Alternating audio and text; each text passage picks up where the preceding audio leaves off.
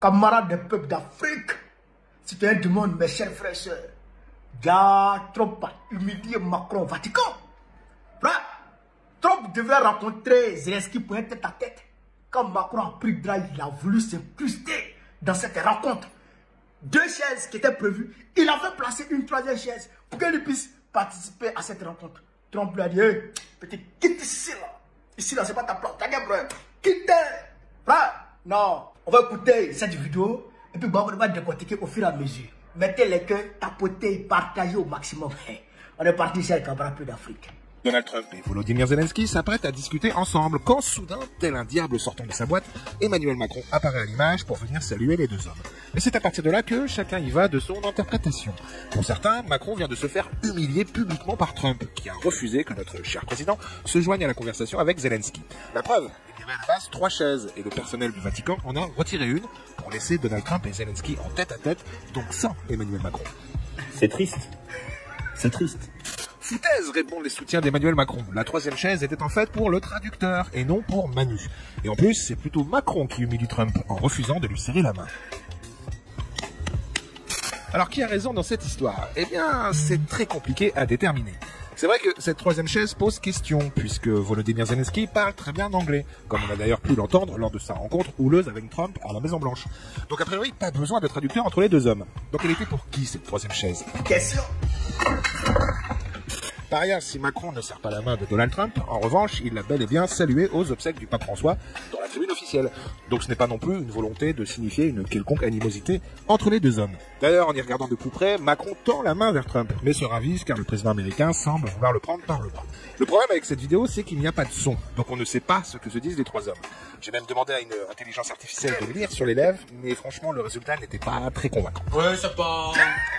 La seule chose certaine, c'est qu'Emmanuel Macron a encore une fois réussi à s'incruster dans un moment historique, à se montrer avec les dirigeants les plus importants. Et ça, il l'avait déjà fait en 2017, au sommet du G20, de manière encore plus ostensible. Regardez comment il va traverser toute l'estrade juste pour aller pouvoir se mettre à côté de Trump.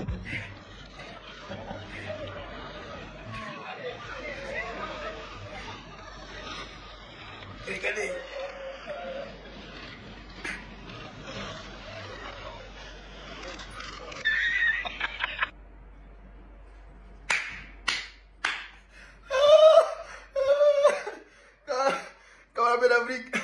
Ça, c'est le commentaire d'un jeune youtubeur français.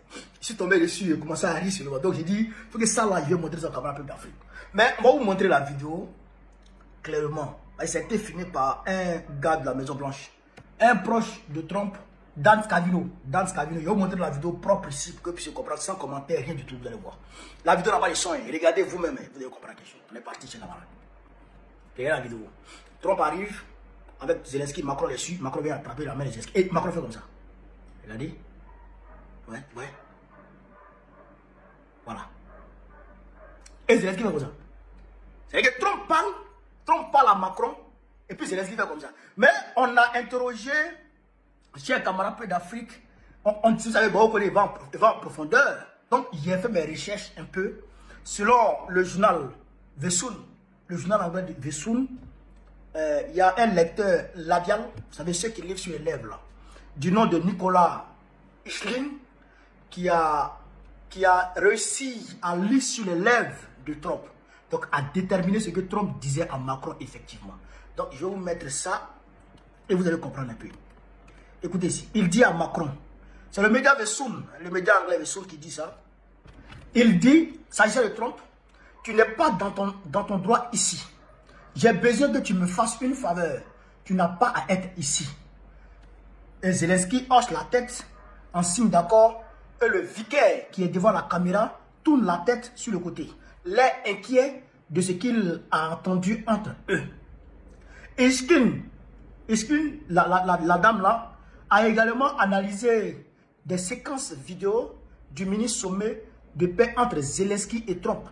Selon Ischkin, le président ukrainien aurait déclaré « J'aimerais que vous fassiez cela, mais pas de cette façon. » Vous avez compris? Est-ce que vous avez compris déjà? Donc, ça c'est l'échange entre Macron et puis Trump. Et le traducteur labial a aussi traduit une petite séquence vidéo entre Trump et puis Macron. En Trump et puis Zelensky. Vous voyez la petite séquence où Trump et puis Zelensky sont assis tête à tête là. Voilà. Donc, le légat disait faux, que c'est pas vrai. Mais la troisième chaise faisait quoi là? C'est ça la question. La troisième chaise là faisait quoi là? Et il y a d'autres personnes qui sont experts en traduction labiale, qui ont fait d'autres traductions et qui ont fait d'autres traductions similaires à cette tradition là. La troisième chaise là cherchait quoi là? C'est la question qui est là. Elle est compris. La troisième chaise cherchait quoi là? Et puis avant que les deux ne s'asseyent tête à tête, la troisième chaise a décalé. Pourquoi? Parce qu'en réalité, frère, Macron voulait s'incruster dans leur sommet. Parce que Trump a gardé ça secret. Il n'a même pas fait savoir à Zelensky qu'il devrait se voir au Vatican. Il n'a même pas fait savoir à Zelensky qu'il devrait se voir au Vatican. C'est arrivé là-bas qu'il a improvisé le sommet de là. Et quand il a improvisé le sommet de là, Macron a été mis au courant par les services comment on appelle ça, de Zelensky. Pour qu'il vienne sauver Zelensky des mains de Trump. Parce que Trump est parti et allait parler à Zelensky de façon claire, de façon intransigeante. Pour lui dire, champion, ce que je te propose depuis là, à quoi je te propose depuis là, c'est qu'est-ce que tu Macron, tu écoutes là. Mais il ne faut pas accepter. Si tu n'acceptes pas là, mais ce n'est pas Poutine encore, je vais sanctionner, c'est toi qui vas sanctionner, tu nous dois. Trump dit, tu nous dois, il faut donner nos jetons. Macron là, ils ont quoi? Tu dois à l'Amérique. Et puis tu sais que tu ne peux pas gagner la guerre sans l'Amérique. Donc, la champion, tu dis quoi? C'est là Zelensky va dire, ce que tu as dit là, ouais, j'ai compris, mais pas de cette façon. Trump dit, ah non, il n'y a pas de question de façon de là ici. André, le tête à tête a duré 15 minutes. 15 minutes du tête à tête. De là, là. Frère, oh caméra, tu ne peux pas avoir un micro ici. Macron est sur le côté, lui et puis qu'est-ce que le premier ministre anglais, ils sont en train de guetter. Vous pouvez rien créer. Vous pouvez rien créer, frère. C'est après maintenant, Macron a pris Zelensky, il a envoyé quelque part là-bas au jardin, quelque part là-bas, pour lui demander ce que Trump lui a dit. Macron, c'est un body. Il dit, le gars là, c'est un délinquant. Il ne veut pas que la guerre finisse entre l'Ukraine et puis la Russie. Il ne veut pas que ça finisse. Parce que c'est grâce à cette guerre, c'est sur la base de cette guerre que Macron finance le terrorisme dans le Sahel. Vous comprenez, non? Mais si la guerre a pris fin, mais il va se servir de quel prétexte encore pour prendre l'argent des Français pour payer les armes pour envoyer dans le Sahel. La question, il peut envoyer l'argent dans le Sahel, il n'y a pas de souci. Il peut envoyer l'argent dans le Sahel, il n'y a pas de souci.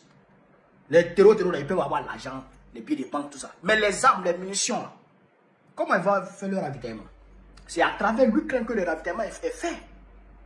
Par le Bénin, la Côte d'Ivoire, le Draman, et puis, je dirais, la Libye, et puis l'Algérie, peut-être la Mauritanie. C'est par là que ça vient.